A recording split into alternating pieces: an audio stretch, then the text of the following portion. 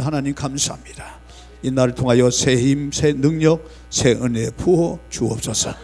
더욱더 이 땅에 사는 동안 하나님의 위대한 역사를 드러내며 나가는 복된 자들 되길 원합니다.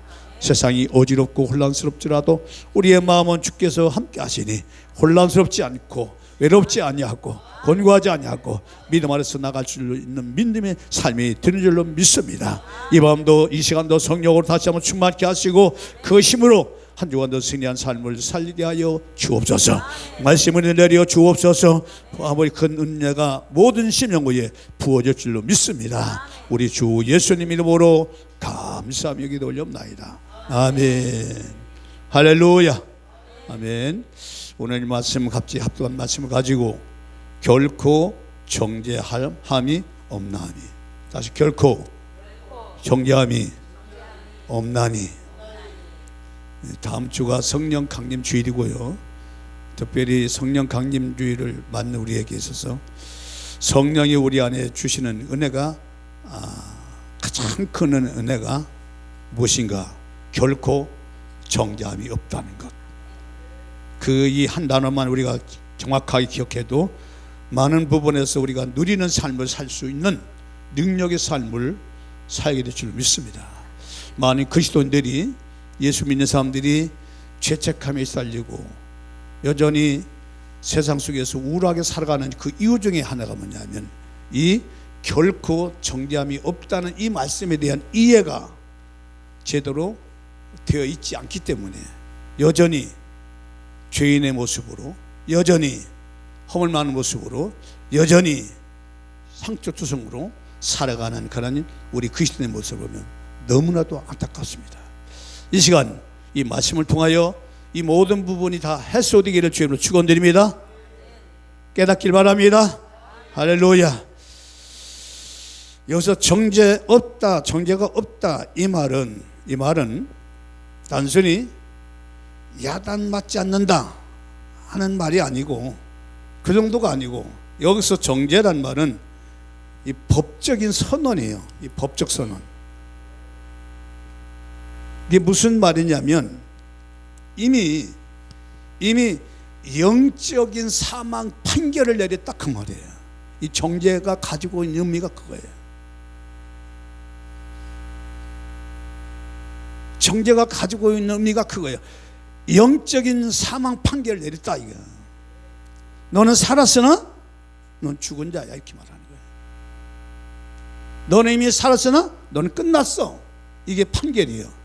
이게 정죄가 가지는 그런 법적 선언이라 그 말이에요. 정죄함이 없다는 얘기는 바로 이런 다른 뜻인데, 여러분 정죄라는 말은 유죄 판결 또는 심판 선고를 받았고 형벌을 선언받았고 사망 판결을 받은 하나님의 법정에서 너는 이 죄인이야, 너는 소망 없어, 다시는 희망 없어, 너는 죽음 아래 있다, 이런 판결을 내린 상태가 바로 그것이 뭐예요? 정죄라 그 말이에요. 뭐라고요? 정죄. 이게 범죄예요. 사망 선고를 내렸다 그 말이에요. 아담 이후로 모든 인간은 죄 아래 있었다 이거예요. 살았으나 죽은 자라는 말은 바로 이 얘기를 두고 하는 얘기예요.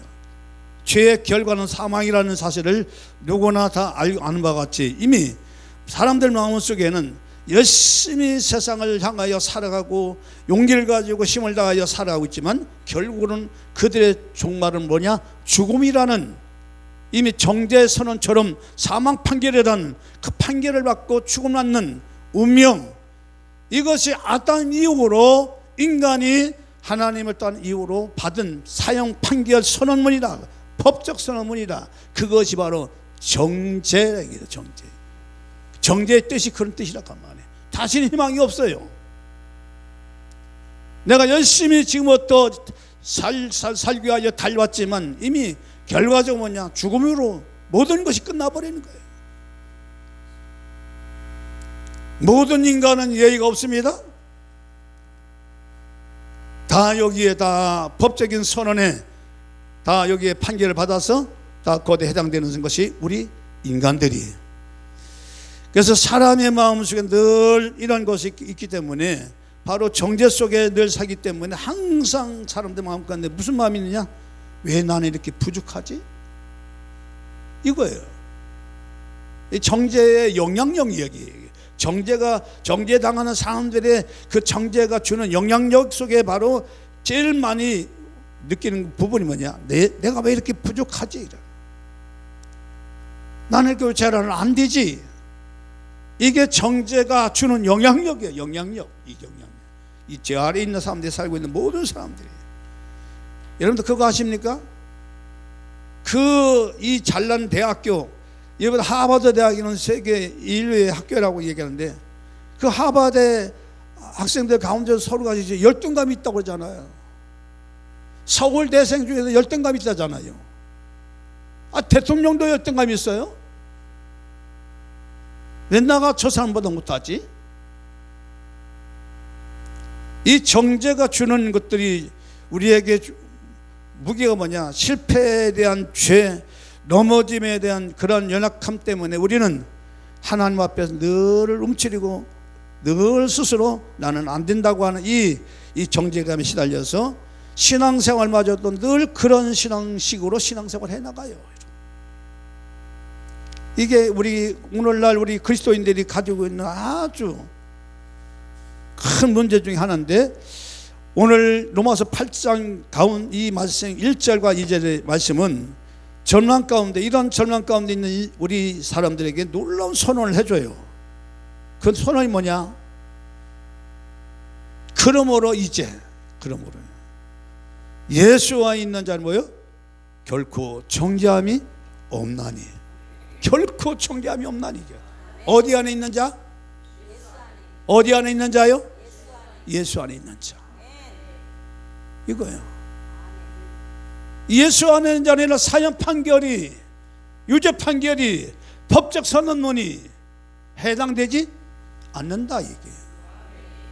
그 얘기를 하는 거예요. 이게 복음이에요. 이것은 바로 죄인의 인생, 실패 인생을 뒤집는 하나님의 선포인 줄 믿습니다. 그래서 오늘 우리는 정죄 사슬에서 어떻게 해방되고 생명의 성례법 안에서 어떻게 차이를 누리게 되는지 함께 살펴보는 은혜의 시간 되기를 주님으로 축원드립니다. 아멘. 그런즉 한 범죄로 많은 사람이 정죄에 이른 것 같이 의의 한 행동으로 말미암아 많은 사람이 의롭다 하심을 받아 생명에 이르렀느니라. 한 범죄로 많은 사람이 정죄에 이른 것 같이, 이렇게 한 범죄로. 인간은 다 아담과 하와가 선악을 따먹은 이후로 다 인간은 원래 다 죄 아래 있었고, 사망 아래 있었고, 심판 아래 있었죠. 이것은 뭐냐? 하나님과 분리된 상태. 무슨 상태? 분리. 이 분리가 결과적으로 사망이요, 분리가 죽음이요, 멸망이라 그 말. 하나님과 분리. 왜 그럴까요? 인간은 처음부터 하나님의 형상과 모양대로 창조받았어요. 그렇죠? 인간의 사는 목적 자체가, 인간의 의미가 하나님과 뗄래야 뗄 수 없는 관계란 말이에요. 그게 형상과 모양대로 인간을 창조했다는 말은 그 얘기예요. 하나님을 떠나서는 인간 될 수가 없어요. 인간이 아니야. 오직 인간이란 말은 바로 하나님의 형상과 모양을 가진 그런 자를 향해 말하는데, 하나님과 관계가 없는 모든 사람들은 성경에 뭐라고 얘기합니까? 멸망하는 짐승과 같다, 이렇게 말하는. 그러니까 짐승처럼 살다 가는 거예요. 똑같이 먹고 마시고 나중에 죽음에 이르면 그냥 죽음으로 가는, 그 이상도 그 이하도 아니에요. 동물은 본능적으로 살아가지만 사람은 이성이라는 게 있어요. 그러나 삶의 목표는 똑같아. 먹고 마시고 그러고 가는 거예요. 하나님의 형상과 모양대로 지음받은 인간은 그렇게 살라고 우리 인간을, 당신의 모양과 형상대로 인간을 지으신 것이 아니다. 하나님의 영광을 위하여 인간을 지으신 줄 믿습니다. 그래서 인간은 죄 아래 있었고, 사망 아래 있었고, 심판 아래 있었지만, 하나님과 분리된 상태이지만, 그러나 이제 결코 정죄함이 없다, 이 말은 바로 예수님 안에서 이 말이 새롭게 우리에게 복음으로 들려준 줄 믿습니다. 할렐루야. 그래서 이 정죄가 없다는 이 말, 정죄가 없다는 이 말을 보면 예수 안에 있는 자는 더 이상 뭐가 없다는 거예요. 사망 판결이 없다는 거예요. 아니 목사님, 우리 예수 믿는 사람도 죽는데요?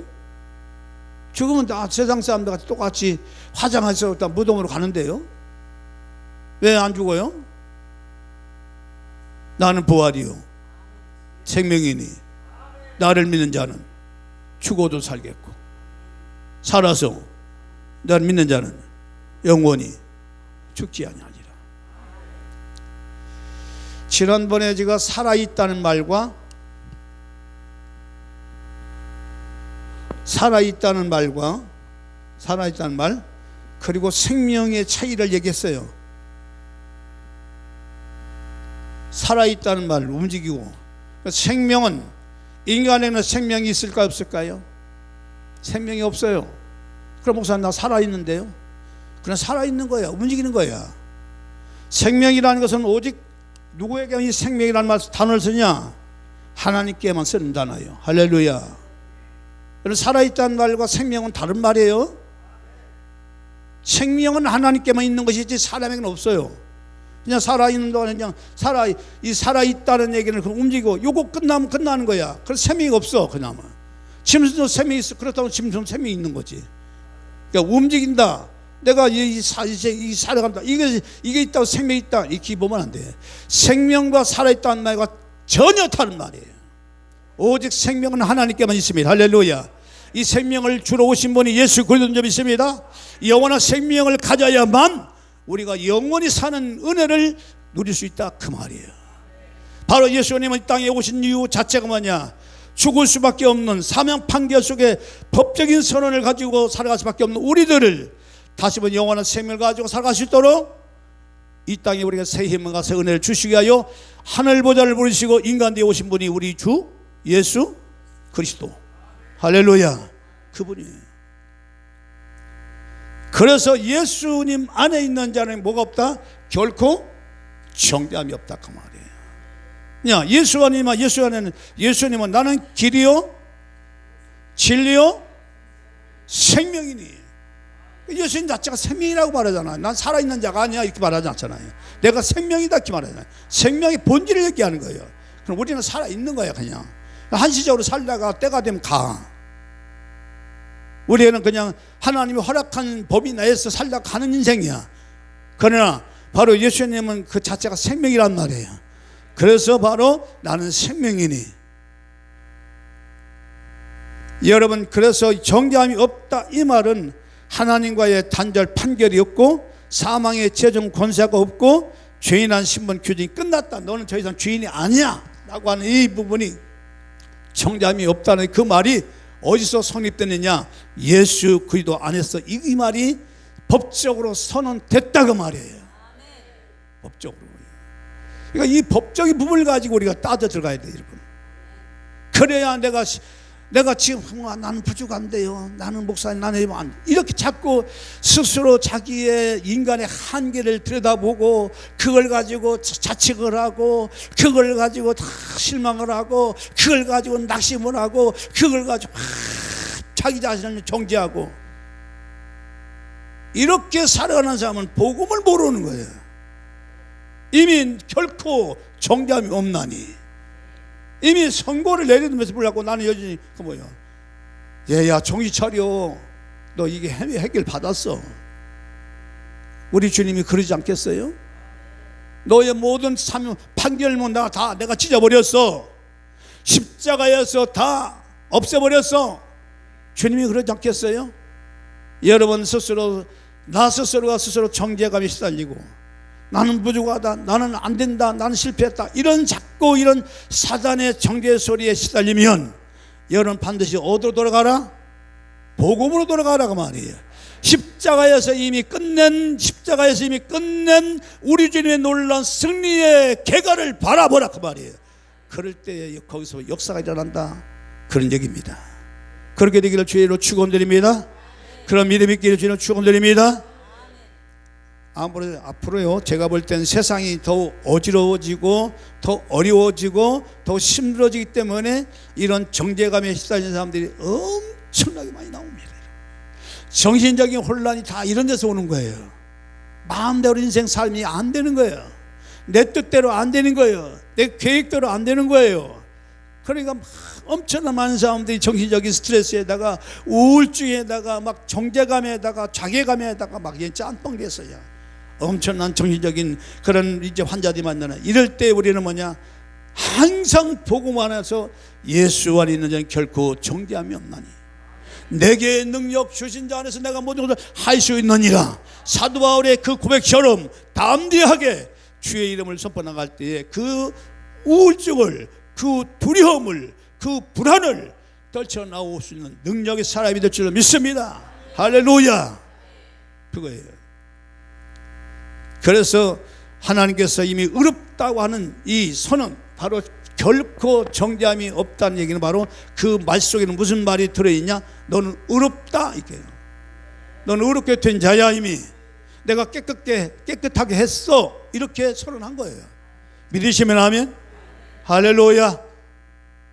장 33절 34절 말씀. 누가 능히 하나님의 택하신 자들을 송사하리요. 의롭다 하신 이는 하나님이시니 누가 정죄하리요. 죽으실 뿐 아니라 다시 살아나신 이는 그리스도 예수시니 그는 하나님 우편에 계신 자요 우리를 위하여 간구하시는 자신이라. 누가 능히 하나님께서요 택하신 자들을 송사하리요. 택하신 자들을 송사하리요. 이 말을 잘 이해하셔야 돼요. 누가 능히 하나님께서 택하신 자들을 송사하리요. 의롭다 하신 이는 누구라고요? 하나님이시니. 의롭다 하신 이는 하나님이시니 누가 정죄하리요. 누가 정죄해? 누가 죠? 여러분들 스스로도 여러분들 정죄할 권한이 없어요. 바울 사도는 스스로 말씀하기를 나도 나를 스스로 판단하지 않는다 이렇게 말해요. 왜 그럴까요? 이미 내 것은 주님 누구 거예요? 주님 거죠. 나는 내 몸이라고 내가 함부로 날 판단할 자격이 없어.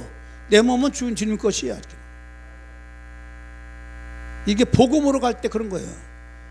내 몸조차도 내 거라고 생각하니까 자꾸 내 능력을 가지고, 그 능력을 가지고 자꾸 비교를 해서 탄식을 하고 절망을 하고 실패했니 이렇게 말하는 거예요. 그러나 내가 복음으로 돌아가서 내 몸 내 게 아니야, 주님 것이야, 주님이 값으로 산 몸이야, 이렇게 복음으로 확실히 깨닫게 되면 더 이상 내 몸은 내가 함부로 판단할 수 있는 것이 된다 안 된다? 남만 판단하지 말라는 얘기가 아니에요. 자신에게도 함부로 판단하면 돼요 안 돼요? 안 되는 거예요. 여기까지 복음의 진술을 볼 수 있는 사람들이 많지가 않아. 남은 판단하지 말라는 말은 잘 알아들어. 그 말은 성경을 수 없는 목사님들이 말씀하셨고 또 성경을 내가 읽었고 그렇게 이해해. 그러나 자신에 대해서 스스로 자책을 하고 판단을 하고 한 이 부분에 대해서는 그게 판단하는 죄를 범하고 있는지는 몰라. 내 것이 아니라니까요. 따세요. 내 몸은 내 것이 아니고 값으로 사신 몸이다. 예수님의 피로 우리의 몸을 사셨어요. 믿어지면 아멘. 나로 살지 않고 누구로? 예수로 살라는 얘기, 갈라디아 2장 20절 말씀이 그 말씀이에요. 하나님이 의롭다고 하셨는데 누가 다시 너를 죄인이야 그렇게 판결할 수 있느냐 그 얘기예요. 누가 송사리오라고 하는 그 말은 그 말이에요. 함부로 누가 너한테 그렇게 함부로 말할 수 있느냐. 그럼 여기서 우리가 한 가지 의문점이 생겨요. 뭐가 의문점이 생기느냐? 의인은 죄를 져야 안 져요? 여러분 의인은 죄를 져야 안 져요? 의인들이 죄를 져야 안 져요?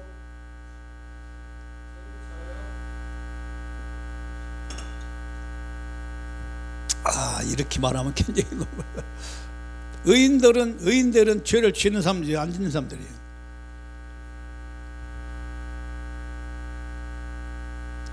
여기서 봐서 여러분들이 이렇게 제가 묻는 이유가 뭐냐면 내가 여전히 예수를 믿고 있지만, 하나님을 믿고 있지만 여전히 내 자신을 보니까 너무나 지금도 죄를 짓고 있고 계속 습관적으로 죄를 짓고 있고 계속 죄를 짓고 있다 그 말이에요.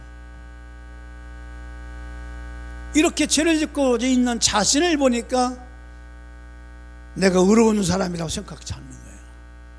내가 하나님 앞에 의인됨을 내가 주장할 수가 없어. 감히 내가 이렇게 내가 형편없이 살고 있는데 내가 의인 될 생각이, 하나님 나를 의인으로 받아줄까, 이렇게 자꾸 생각하는 거예요. 죄를 짓기 때문에. 여러분, 믿는 사람이라도 죄를 안 짓는 것이 아니고 죄를 짓습니다. 넘어질 수 있고 실수할 수 있어요. 근데 중요한 차이가 뭐냐, 우리는요 죄 아래요? 이 정죄 아래, 다시 말하면 죄 아래, 사명 판결 아래 사는 자들이 아니고 은혜 안에서, 이 말이 굉장히 중요한 거야. 은혜 안에서 싸우는, 은혜 안에서 죄와 싸우는 그런 하나님의 사람들이 되었다는 사실입니다. 할렐루야. 이게요. 우리는 죄 아래에서는 이미 해방되었어요. 넌 죄 아래 있지 않아. 이미 세상 모든 사람들은, 예수를 믿지 않는 사람들은 다 죄 아래 있어요. 죄 아래 있습니다. 죄 아래 있으면, 사망 아래 있으면 선고받았고요. 그러나 우리는 은혜 안에서 이미 죄와 싸우는 그런 존재로 되어 있는 거예요. 그래서 여러분, 여기서 중요한 것이 뭐냐면 바로 정죄와 책망이라는 이 단어를 잘 구분하셔야 돼요. 어떻게 보면 정죄도 책망도 비슷한 말 같지만 사실 성령은 우리 안에 오셔서 책망을 하세요. 사단은 우리에게 와서 정죄를 해요. 이게 다른 거예요. 여러분, 정죄는 어떤 게 정죄냐, 자신에게 말하는 옆 사람한테 얘기해보세요. 너는 끝났다. 너는 끝났다. 자살해 주는 사람들 그래 죽어요. 넌 끝났어. 절망하는 거예요. 정죄가 뭐냐, 하나님과 분리가 되는 게 정죄예요. 사망, 이게 정죄예요. 마귀의 고발이에요. 이런 게 정죄 속에 너는 끝났다, 절망하는 것, 그리고 하나님과 분리되는 삶을 사는 것, 결국은 죽음으로 끝나는 것, 이게 사단의 고발이 다 이게 정죄란 말이에요. 그러니까 마귀는 계속 고발하는 거예요. 뭐 가지고? 우리의 실수를 가지고, 우리의 넘어짐을 가지고, 너 그래도 복 받을 수 있기 말하는 거예요. 너 해도 안 돼, 이렇게 말하는 거예요. 이게 고발자 사단이 역사하는 거예요. 그러면 성령의 책망은 뭐냐? 돌아오라는 거예요. 넘어져도 돌아라, 일어나라, 다시 시작해라. 이게 성령의 책망이야. 괜찮아, 다시 일어서, 다시 나가. 성령의 똑같은 책망인데, 똑같으면 다시 일어서라고 얘기합니다. 그리고 회개하게 만드십니다. 그리고 하나님께 인도를 합니다. 그리고 회복합니다. 성령의 인도를 받습니다. 똑같은 정죄와 책망은 비슷한 말 같은데 이렇게 달라요. 그래서 생명의 성령의 법이 사망의 법에서 너를 해방하였습니다. 할렐루야. 할렐루야. 할렐루야. 두 법이 나오죠. 생명의 성령의 법과 죄와 사망의 법이 나옵니다. 여러분, 여기서 죄와 사망의 법의 특징이 뭘까요? 죄를 자꾸 짓게 돼요. 반복적으로 짓는 거야. 습관대로 짓는 게 이게 사망의 법이에요. 그러나 죄의 사망이고, 인간 스스로는 못 벗어나요. 안 돼요, 여러분 한번 담배를 피는 사람들이, 술을 먹는 사람들이 한번 먹기 시작하고 맛 시작하면요, 끊을 수 없다고 그래요. 그렇게 힘들다고 그래요. 왜냐? 이미 그 사망법이 갖고 있는 특징이 있어요. 마치 중력이라는 것은 끌어당기는 힘이 중력이죠. 그렇죠? 모든 물건을 던지면 다시 떨어지잖아요. 올라가지 않고. 이 중력, 이 죄의 법이라는 그런 힘을 가지고 있어요. 끌어당기는 힘이 있어요. 그러니까 안 먹고 싶은데, 나는 안 하고 싶은데 하는 거야. 자꾸 끌어당겨. 이게 중력의 법칙이에요. 이 죄의 법이 바로 이런 게 있어요. 그래서 사람 끌려가는 거예요. 나도 모르게 끌려가는 거예요, 이게. 그런데 인간이 이런 법에 의해서 끌려가는데 생명의 성립법이 들어오면 어떻게 되냐? 이런 새로운 법이 작동하는 거예요. 새로운 법이 작동하는데 어떠냐? 생명의 역사가 일어나요. 다시 말하면 하나님과 연결되어서 죄를 미워하는 마음이 들어오고 영이 살아나 자유롭게 되는데 이때부터 끌어나가요. 그러니까 죄의 법은 자꾸 우리를 끌어당기지만 성령의 법이 들어오면 죄의 법보다 성령의 법이 더 세다 안 세다? 세다는 거죠. 강하다는 거죠. 그래서 끊어낼 수 있다는 겁니다. 그래서 예수를 믿고 이제 구원받은 사람들이 술에서 해방되고 악한 습관에서 벗어날 수 있는 유일한 능력이 뭐냐? 생명의 법이 그 안에 들어 역사하기 때문에 기적이 일어나는 거예요. 그래서 이 생명의 법이 이제 들어 역사하면 죽을 병이 막 낫기도 하는 거예요. 할렐루야. 암병이 떨어져 나기도 하고 죽을 사람이 살아나기도 하고 할렐루야. 그런 생명의 법이 역사하기 때문에 그렇다 그 말이에요.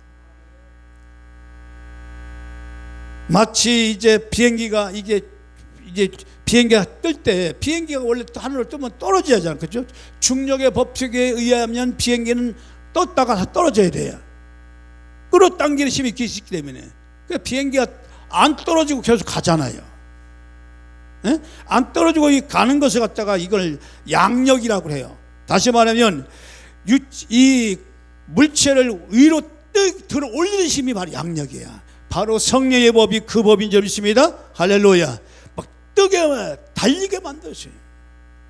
그러니까 중력을 거스르는 거야. 이기는 거야. 이와 마찬가지로 성령의 법도 죄와 사망의 법을 넘어서는 능력이 있다. 그래서 정죄가 없다. 이 말은 여러분, 그러니까 이미 정죄가 없으니까 이미 죄를 지어도 괜찮겠구나.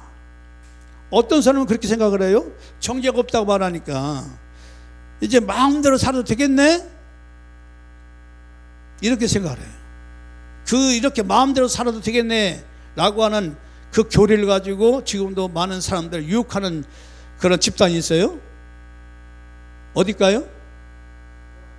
구원파예요. 한번 구원받았으니까 끝났어. 다시 죄를 지어도 괜찮아. 방정이에요. 정죄 없으니까 마음대로 살아야 된다. 그거는 아니에요. 이거에 대해서 사도 바울이 정확하게 말씀했어요. 자, 6장 1절, 로마서 6장 1절 2절입니다. 그런즉 우리가 무슨 말 하리요? 은혜를 더하게 하려고 죄에 거하겠느뇨? 그럴 수 없느니라. 죄에 대하여 죽은 우리가 어찌 그 가운데 더 살리요?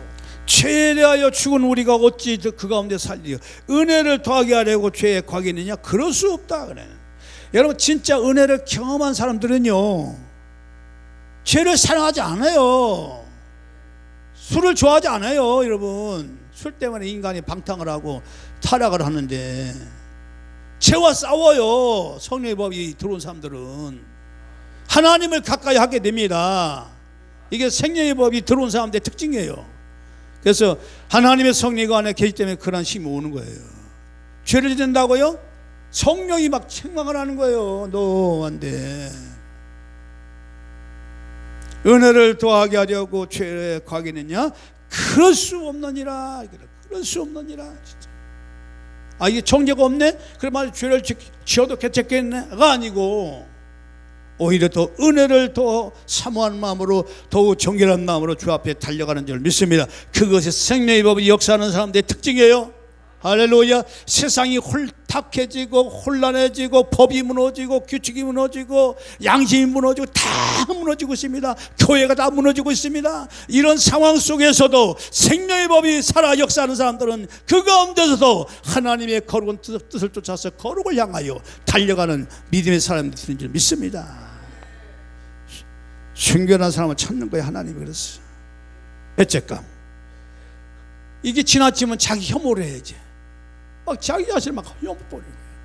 너는 태어나지 말할 사람 스스로 막 자기한테 막 저주를 해버려요. 과거의 실패를 가지고 계속 끌어왔어. 현재까지도 미래까지도 나는 안 될 거야 하면서 자꾸 그 실패를 또 들먹이고,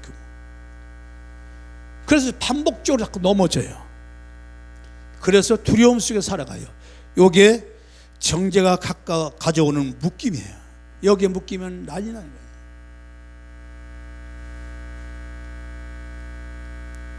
할 수 있다 하시니 할렐루야. 그래서 나는 안 돼, 하나님이 날 버리셨어, 나는 자격 없어, 그렇게 생각을 많이 합니다. 그러나 이것은 자신을 묶는 정죄의 음성이라는 것, 이 정죄의 음성은 곧 누구의 음성이요? 사탄의 음성이라는 걸 기억하시고 단호하게 물리쳐 나가시라, 나가시라, 나가십시오, 나가십시오. 필요 없는 것들이에요. 예수 안에서는 그런 것들이. 그래서 예수님의 피는 단순히 죄를 덮는 것만 아니라 정죄의 권세를 끊어버리는 능력이 있어요. 이 끊어버린다 그 말이야. 사단아 물러가, 너가 뭐 어쩌고? 나는 하나님의 피로 값을 산 몸. 내 몸이지, 내 몸이 아니라니까요. 누구의 몸이라고요? 주께서 피로 값주고 산 몸이라는 거지. 고귀한 몸이야. 그래서 여러분 스스로 존귀하다고 하는 얘기를 하라는 얘기가 그 얘기예요. 여러분, 아이고 목사님 내가 무슨 존귀해요, 나는 뭐 그냥 출신도 별로고 많이 배우지도 못하고 뭐 이렇게 세상적으로 출세하지도 못하고 성공도 못했는데 내가 무슨 존귀한 자요. 그래, 존귀하지 못하다고 하는 그 기준이 뭐냐? 자기의 배경을 가지고 그렇게 생각하는 거야. 내가 이렇게 못났는데, 이렇게 실패했는데, 이렇게 넘어졌는데 내가 무슨 존귀한 자야. 강단에서 당신은, 여러분들은 존귀한 자입니다 그러면 목사님 무슨 존귀한 자라고 저런 말 안 하게. 여러분, 우리는 예수의 피로, 예수님께서 우리를 피로 값주고 샀기 때문에 하나님이 우리를 존귀한 자로 만들어준 점 있습니다. 할렐루야. 복음으로 받아들일 때 내가 존귀한 자라고 스스로 인정하고 아멘하여 하나님께 영광을 줄 수 있는 그런 삶이 된다 그 말이에요. 여러분, 말씀을 들어도 어떤 사람은 영적인 말씀을 영적으로 들어. 저거는 하나님께서 주신 말씀이지. 아멘. 어떤 사람 자기 입장을 가지고 말씀을 들어. 그리고 해석을 해버려. 그 100% 왜곡되는 거예요, 여러분. 영의 말씀은 생명의 말씀이고, 영의 말씀은 진리의 말씀이고, 영의 말씀은 사람들 살리는 능력이 있습니다. 할렐루야. 그러나 말씀을 육적으로 받아들이면 죽음으로 가는 거예요, 여러분. 살아있는 말씀이 바로 심령과 그의 삶을 회복시키고 새롭게 하는 줄로 믿습니다. 그래서 예수님의 피는 단순히 죄를 덮는 것만 아니라 정죄의 권세를 이겨버리는, 정죄의 권세를 끊어버리는 능력의 힘이 바로 예수의 피인 줄로 믿습니다. 예수님의 보혈. 할렐루야. 정죄에 시달릴 이유가 없습니다. 할렐루야. 여러분 스스로 혐오하고 자책하지 마십시오. 그건 하나님께 죄 짓는 겁니다. 내 몸은 내 몸이 아니라 누구의 몸이라고 했어요? 예수님께서 핏값으로 산 몸이야. 나는 고귀한 몸이야. 나는 존귀한 자야. 나 왕같은 제사장이야. 제 말이 아니에요. 왕같은 제사장이라니까요. 택하신 백성이라니까요. 누가요? 예수 그리스도를 믿는 저와 여러분들이 이 은혜를 우리가 받은 줄 믿습니다. 세상 속에 혼란 속에서도 당당하게 사십시오. 왕같은 제사장의 힘을 가지고 당당히 누리시기를 주의 이름으로 축원드립니다. 요한일서 1장 9절 말씀입니다. 만일 우리가 우리 죄를 자백하면 저는 미쁘시고 의로우사 우리 죄를 사하시며 모든 불의에서 우리를 깨끗게 하실 것이요. 깨끗게 하실 것이요. 여러분, 정죄가 없는 자의 특징이 딱 5가지예요. 이것만 기억하고 가십시오. 첫째로, 하나님께 다 언제든지 나가. 숨지 않아. 정죄감이 없는 사람들의 특징이 뭐냐? 첫째로, 담대히 하나님께 나간다. 연약함에도 불구하고, 실수했음에도 불구하고, 부족함에도 불구하고 하나님께 담대히 나간다. 숨지 않는다. 이게 정죄 없는 자의 특징이 첫 번째입니다. 두 번째 뭐냐? 실패보다 은혜를 먼저 봐요. 은혜를 봐. 실패한 것보다 은혜를 본다. 이 말은 무슨 얘기냐? 넘어져도 다시 일어선다 그 말이에요. 넘어져도 다시 일어서. 정죄가 없는 자의 특징이 두 번째입니다. 넘어져도 다 일어선다 말이에요. 실패보다 은혜를 보는 사람들이에요. 세 번째 뭐냐? 항상 성령의 음성을 들어요. 책망의 소리든 격려의 소리든 성령의 음성을 들어요. 그래서 성령의 음성을 듣는 자들은 어떤 현상이 나타났냐? 절대로요. 죄와 이 죄와 죄를요 합리화시키지를 않습니다, 여러분. 지금 세상 사람과 교회가 자꾸 합리화시키죠. 이렇게 해야 교회가 부흥이 된다, 저렇게 해야 부흥이 된다 해가지고 자꾸 죄의 모습들을 자꾸 교회로 끌고 들어와요. 이 죄의 모습들을 교회에 끌고 들어와서 사람을 채우려고 그래요. 여러분, 그렇게 교회가 부흥이 된들 하나님이 기뻐할까요? 아닙니다. 여러분, 세 번째 이 정죄가 없는 특징이 세 번째, 성령의 음성을 듣는 것은 항상 성령은 우리에게 뭐라 해요? 너는 구별된 자야. 구별된 사람을 살아가야 돼. 거룩한 자로 살아가야 돼. 할렐루야. 죄를 절대로 합리화시키지 않습니다. 아닌 것은 아니라 말하는 거예요. 이해되시면 아멘.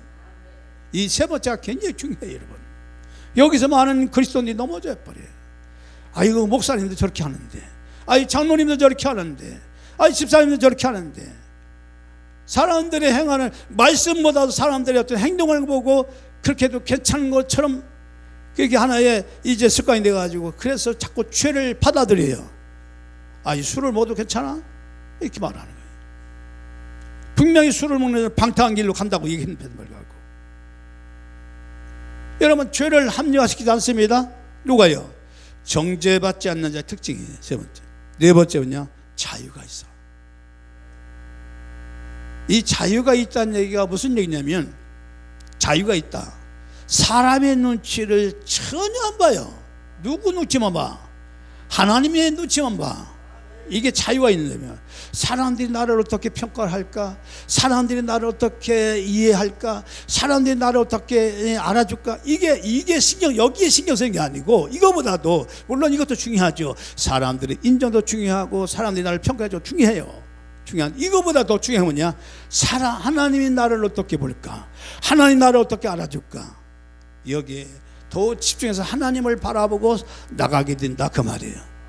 자, 하나님을 바라보는 사람들은 세상의 모든 윤리와 도덕을 뛰어넘는 그런 삶을, 아주 고차원 좋은 삶을 살게 됩니다. 할렐루야.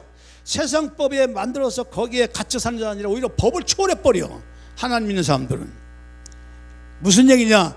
이런 하나님의 은혜 가운데 정죄감이 없는 사람들의 특징이 뭐냐? 세상 법이 없어도 살아간다, 그 말이에요. 하나님께서 주신 양심의 법을 가지고 살아가니 오히려 세상 법보다 더 뛰어난 법을 가지고 살아가는 능력의 사람이 된다, 그 말이에요.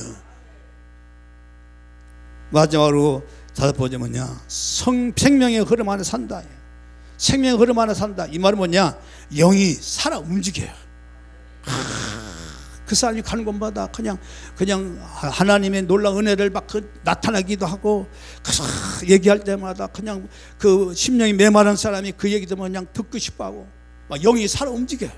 이게 바로 정죄감이 없는 자의 특징이 5가지입니다. 하나님께 담대히 나간다. 실패보다 은혜를 본다. 그리고 성령의 음성을 듣는다. 자유가 있다. 생명의 흐름 안에 살고 있다. 이게 5가지. 우리는 그런 은혜를 갖고 있는 줄 믿습니다. 할렐루야. 복음을 누리는 자에게 그런 은혜가 주어진 줄 믿습니다. 할렐루야. 왕같은 제장으로서 살아갈 수 있는 능력의 특권을 받은 자인 줄 믿습니다. 그러므로 당당하게 살아가시라고 말해요. 옆 사람과 인사하십시오. 당신은 존귀한 자입니다. 하나님 보시기에 너무나 귀한 자입니다. 없어서 안 될 사람입니다. 할렐루야. 여러분, 정죄감이 없다는 말은 죄가 없다는 말이 아니라고 했습니다. 우리들이 여전히 실수를 해요. 넘어져요. 말에 실수도 하고요. 또 행동에 어떤 잘못됨도 나타나기도 해요. 예수를 믿어도요. 그러나 최종 판결, 그럼에도 불구하고 최종 판결, 우리는 완전히 해방되었다, 사실. 그러니까 실수에 매달리지 말라, 그 말이에요. 넘어진 것에 너무나 자책하지 말라, 그 말이에요. 이미 우리는 법적으로 해방되었다는 사실을 꼭 기억하십시오. 우리는 예수 안에서 신분이 바뀌었어요. 소속이 바뀌었어요. 법이 바뀌었어요. 운명이 바뀌었습니다. 예수 안에 있는 자는 죄의 종이 아니에요. 하나님의 자녀입니다. 사망 안에 있는 존재가 아닙니다. 생명의 성령 안에 살아가는 존재인 줄 믿습니다. 그러므로 로마서 8장 15절 말씀, 우리 다 같이 이 말씀 읽고 마치겠습니다. 성경 로마서 8장 15절 말씀 성경 다 찾아서 함께 합독하겠습니다.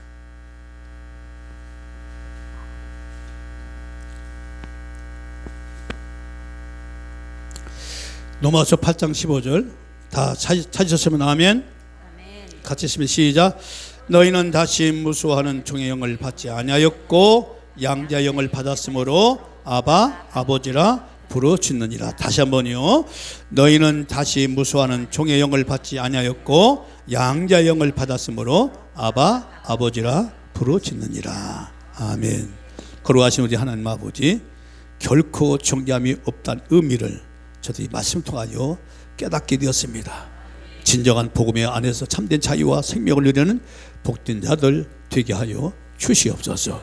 오직 하늘 하나님, 한 주간 우리 사랑 성도 지키시고 결코 정죄감에 시달리는 자들이 없도록 인도하여 주시옵소서. 우리 주 예수님 이름으로 기도 올려옵나이다. 아멘. 거룩하신 우리 하나님 아버지, 오늘도 우리에게 귀한 은혜 주심을 감사합니다. 날마다 성령으로 충만케 하시고 하나님의 위대한 역사를 이루어 나가는 복된 자들 되게 하여 주시옵소서.